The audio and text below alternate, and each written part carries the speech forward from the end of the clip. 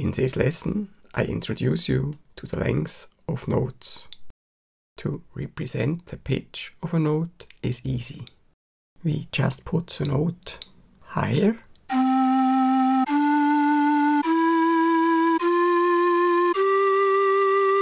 or lower on the staff.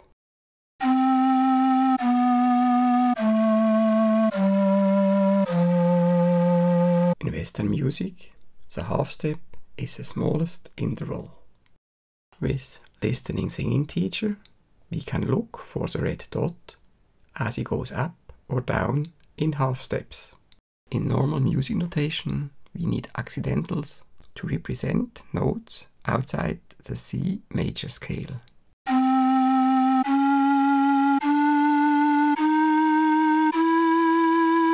But what about the duration of notes? How do we see how long we have to hold a note? We could simply make a line instead of a dot. The length of the line would tell us how long the note's duration should be. But that would be very imprecise, unless we have a raster, which visually shows us the times in the context of a regular pattern. A listening singing teacher uses that approach with the placement of the notes, since the real-time feedback needs that space. However, for scores printed on paper, this approach would use too much paper with too much white space, and thus makes the piece harder to read. In addition, to have a fine granulation for the placement, you would need a small grid with many lines. Too many lines to be visually helpful. Another very flexible way would be to put a number after the note symbol, telling the performer how many milliseconds he should hold that note. But again, who has a feeling for milliseconds? And much more important, two independent players should be in synchronization with the drummer who gives the beat, even if they have to play different note lengths for a while. The easy solution to this problem lies in the magic number 2. The musicians invented symbols to represent the note length in relation to the duration of one beat. With the number 2, you can double or half the time of an entity. We can also double or half the doubled or halved notes. The advantages are doubling or halving is relative to a given time frame, the duration of a beat, as defined by the tempo. The cons are we lose on flexibility. No arbitrary lengths or starting points can be expressed. Okay, let us see what symbols the musicians introduced. We already know the quarter note. That is the note which usually gets the beat. It looks like this. It has a filled body and a stem. The duration of a beat is given by the tempo marking, or more precise, in beats per minute. If we want to make a note double as long, we use the following symbol. This note is called a half note and has an empty body. Two quarter notes use the same time as one half note. That means after two quarter notes, the half note is in synchronization with the beat again.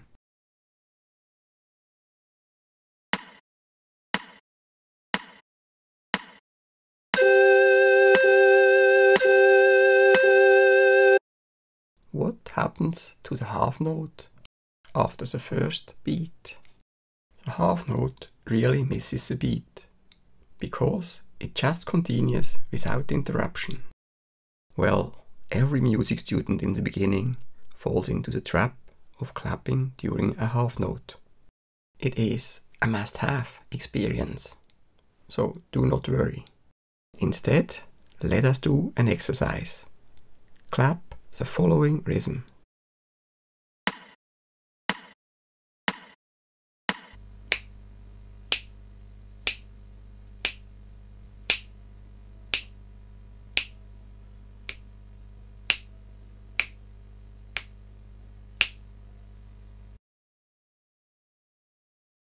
Sorry, this note had an after maxima. You will have a chance to repeat this exercise in a moment. How do musicians cope with the difficulty of notes outside the beat? They count the beats. The beat alone, a plop every so often, does not mean a lot. To control the notes, you must be able to pinpoint a specific note. An easy way is to assign the plops numbers. The first beat would be number 1. The second beat would be number 2, and so on. In this way, you could say, make the beats 1, 5, 9, 13, and so on louder. However, this is not practical, since if the numbers are getting larger, they need too much time to be spoken. For example, the number 174 needs too much time to get spoken or even only thought. The context of the beats have to be closer together to be useful. Therefore, as we have seen, a piece is divided into measures. A measure itself consists only of a few beats, usually 3 or 4. In the measure, the beats are numbered starting from 1. The nominator in the time signature tells us how far we have to count. If the nominator is reached, a new bar begins, and the numbering of the beats starts again from 1. With counting the beats, you assign numbers to notes which fall on a beat.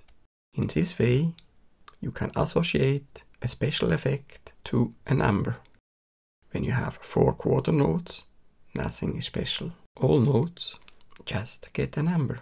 You count 1, 2, 3, 4. Usually the first beat of a measure is slightly louder. Now, to count half notes, you assign also a number to the missing beat, albeit you do the counting of the number much softer. However, the assigned effect in this case means do not clap. Let us do the exercise again. This time, read the counting hints and impress them as vocal cues in your mind.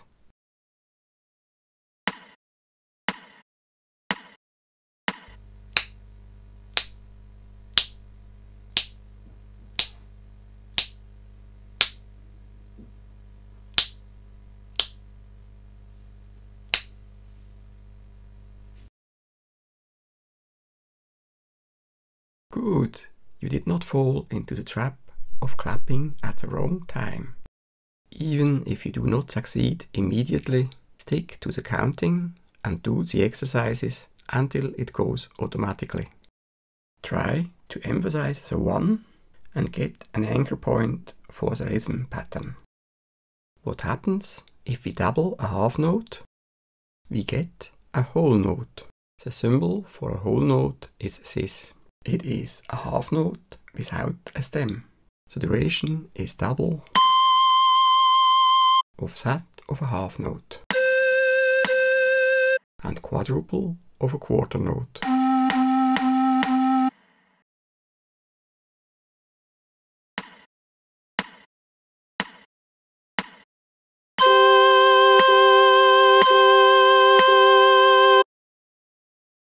What about notes shorter than a beat? Simple. We halve the quarter note and get an eighth note. An eighth note looks like this. A flag gets added to the stem. It uses half the time of a quarter note.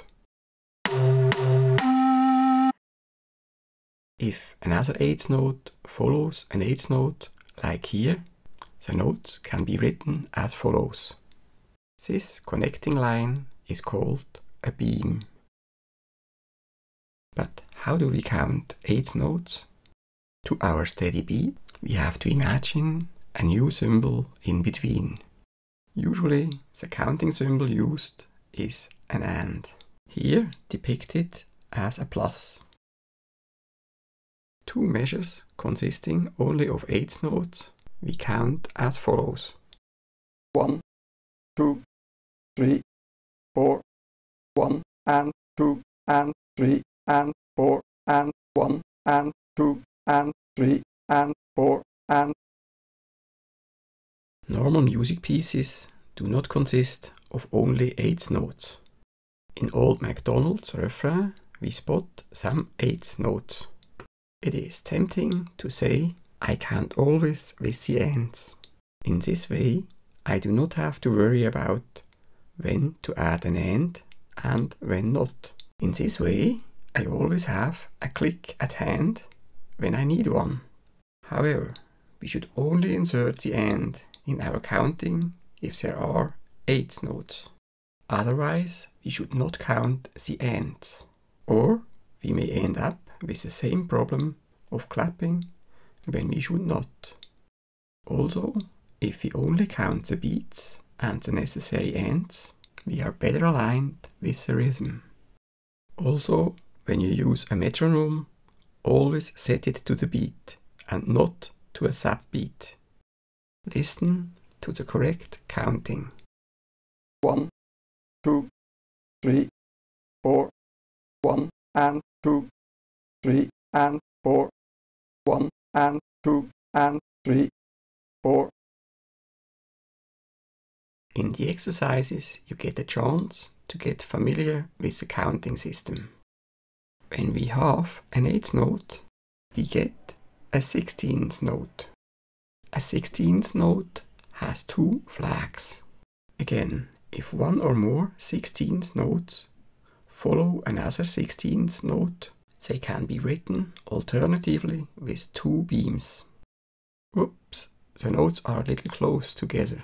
Since we have now a finer resolution on the time axis, we need to adjust our visual scale. That means we have to enlarge the walking distance for 1 second.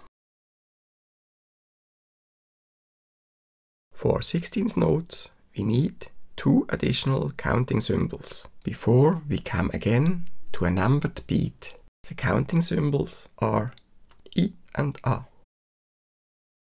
In the following demonstration, we silence the note sounds and only play the counting symbols as clicks.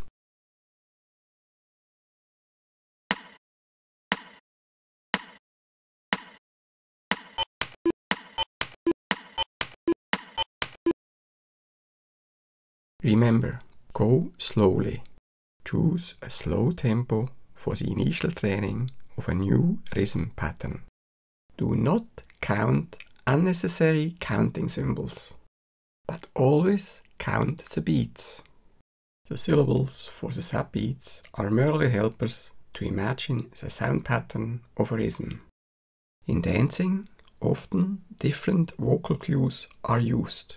For example, the tango uses the following vocal cues: walk, walk, tango, close. The last word helps beginners to remember to close their feet. Since the emphasis of beats or subbeats is also important in the rhythm, many different counting systems are used. The presented patterns are the standard counting system.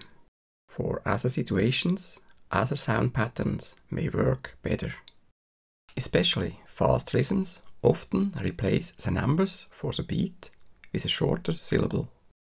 Instead of the number, you use the rhythmic element ta, like in Taffy Tiffy. For now, learn the basic concept of how to imagine a rhythmic sound pattern and do some rhythm exercises.